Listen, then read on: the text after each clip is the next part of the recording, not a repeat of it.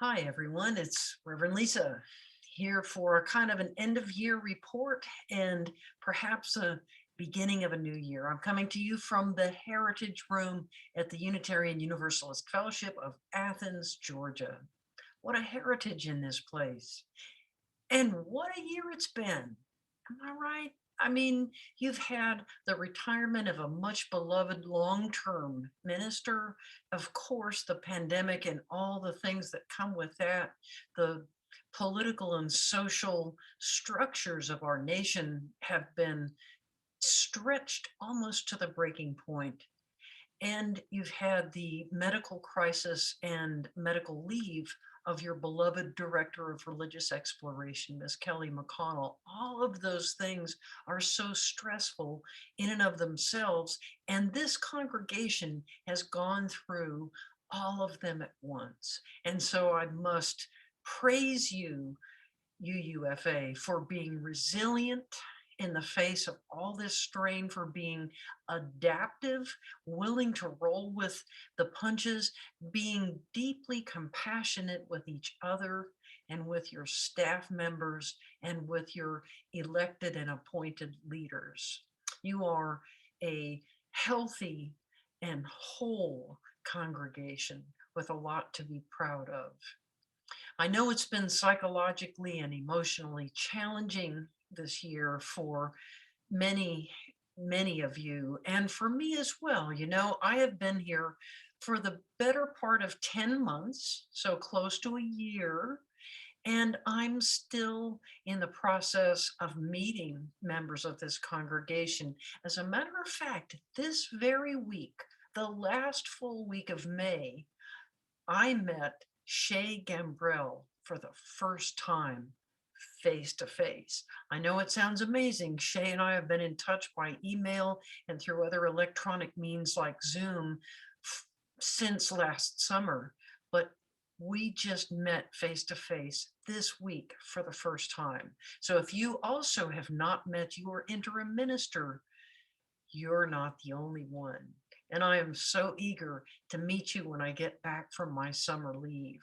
I believe that we're on a path that will lead us to reopening and regathering. Of course, our congregation hasn't been closed, but our building has largely been closed. And I know that there are efforts underway, really creative ideas to get people back into the building in small ways to help you reclaim this space.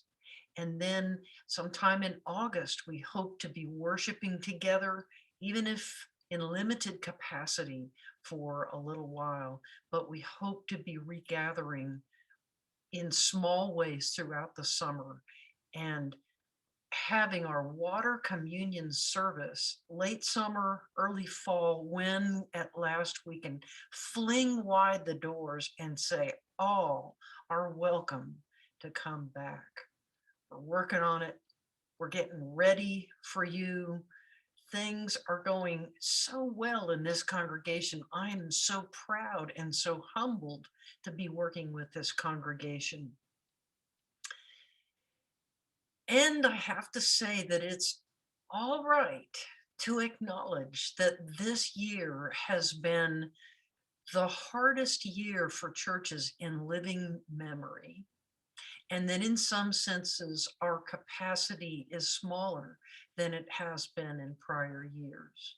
Know that we will be coming back at full strength and will have learned some things through this pandemic that will help us come back stronger and more connected with each other than ever.